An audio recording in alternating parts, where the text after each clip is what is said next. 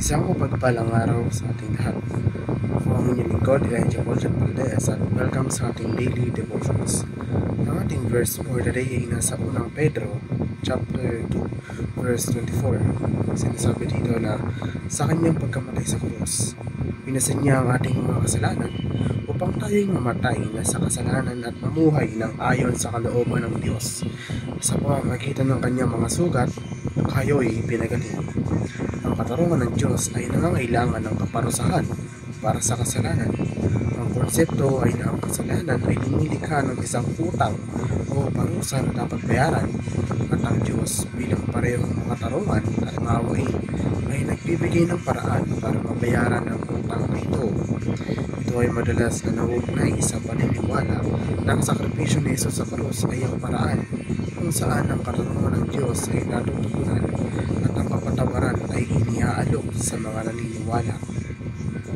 Ang ating mga kasalanan ay pinarusahan ng katawan ni Kristo. Ito ay tumutukoy sa paniniwalang Kristiyano na si Jesus sa pamamagitan ng kanyang pagpapako sa krus.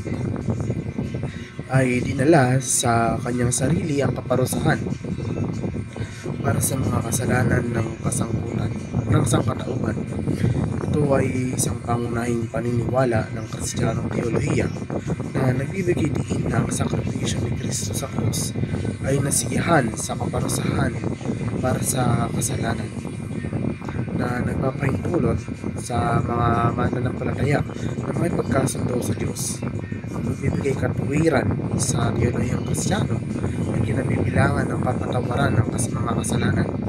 Kapag ang isang tao ay inaring ganap sa pamamagitan ng pananampalataya, ng mga hulugan nito na ipinahayag na matuwid ng Diyos at ang kanilang mga kasalanan ay pintawad.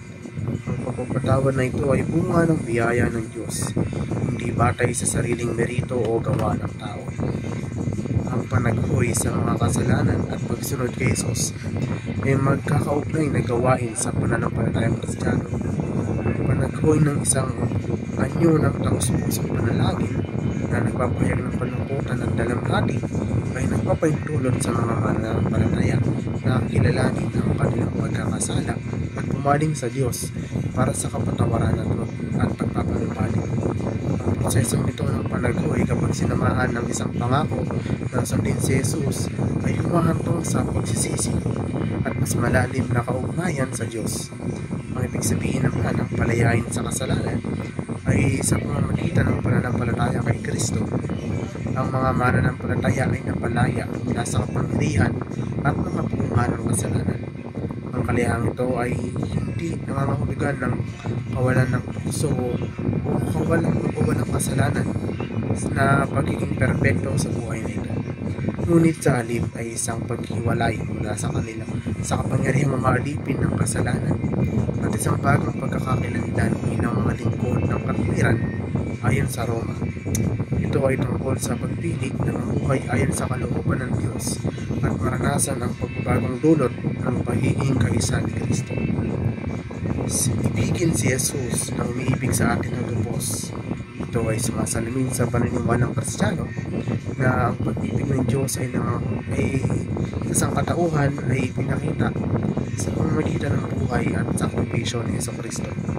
Ang pag-ibig na ito ay nakikita bilang kumpleto at sakripisyo, nag-aalok ng kapatawaran at isang landas tungo sa buhay na walang hanggan. Ang mga Kristiyano ay tinawag upang mahalin ang iba, tulad ng pagmamahal ni Jesus sa kanila, na nagpapakita ng habag, pagpapatawad at walang pag-iimbot na paglilingkod. Muli ang lingkod, Elijah Boljan Valdez, at dito na nagtapos sa aking daily